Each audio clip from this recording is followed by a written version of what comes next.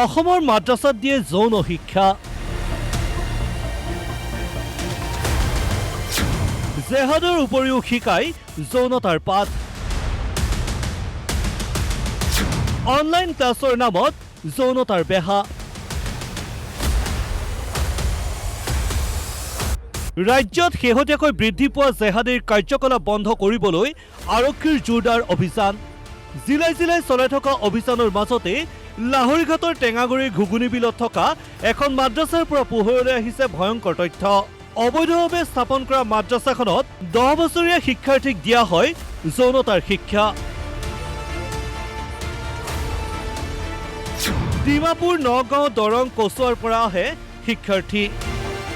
আমি জনামতে ইয়াত চাগে ৰাতি ৰাতি জেহাদী শিক্ষা দিয়া হয়, যাৰ কাৰণে নেকি এনেকুৱা মানুহৰ নিচিনা আমাৰ ইয়াৰ মুছলমান সমাজৰ বদনাম হৈ আছে। সৰু সৰু 10-12 বছৰ মান বয়স হ'ব তেনেকুৱা ছাত্ৰৰ হাতত মোবাইল পাইছে। যেতিয়া আমাৰ ছাৰে মোবাইলটো চেক কৰাত তেতিয়া কোনো বেলেগ অনলাইন ক্লাছৰ একো সুবিধা পোৱা নাই, অশ্লীল ভিডিঅ'হে পাইছে।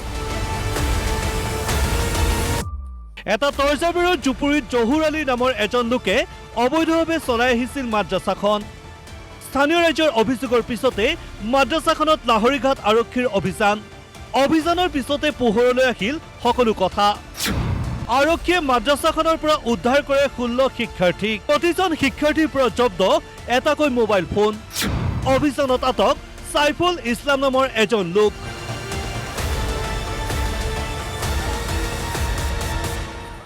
তথ্যই আনন্দিত হৈছো, যিহেতু এইটো আমি ক'ব গ'লে টোটালি ইলিগেল আছিলে এইটো মাদ্ৰাছাটো। আমি ইয়াত আহি যি দেখা পাইছো, তেখেতসকলে কৈছিলে জেনেৰেল শিক্ষা দিয়ে, কিন্তু আমি ইয়াত আহি একো জেনেৰেল শিক্ষাৰ কোনো কিতাপে পোৱা নাই।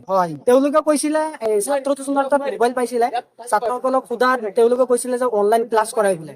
তেতিয়া আমাৰ ছাৰসকলে যেতিয়া মোবাইলটো চেক কৰিছে তেতিয়া তাত পৰগা পোৱা গৈছে, আৰু শিক্ষকৰ মোবাইলটো চেক কৰাতে একে বস্তু পোৱা গৈছে। পূৰ্বেও জহুৰ আলীৰ নেতৃত্বত চলি থকা মাদ্ৰাছাখনত চলিছিল অনৈতিক কাৰ্যকলাপ। সেই সময়ত আৰক্ষীৰ উপস্থিতিত ৰাইজে ভাঙি পেলাইছিল মাদ্ৰাছাখন। কিন্তু শেহতীয়াকৈ লাহৰীঘাটৰ টেঙাগুৰিত মাদ্ৰাছা খুলি জহুৰ আলীয়ে চলাই আহিছিল অসামাজিক কাৰ্যকলাপ।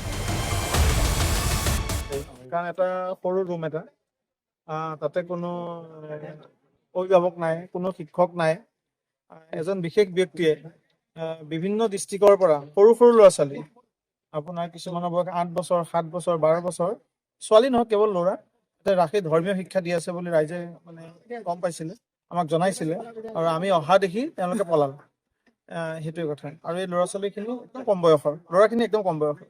এতিয়া যিহেতু এখন ইলিগেল এটা, আৰক্ষীয়ে উদ্ধাৰ কৰা 16 গৰাকী শিক্ষাৰ্থীক শিশু সুৰক্ষা কৰ্মীৰ হাতত গতাই দিয়ে। লগতে অবৈধভাৱে নিৰ্মাণ কৰা মাদ্ৰাছাখন বন্ধ কৰি দিয়ে।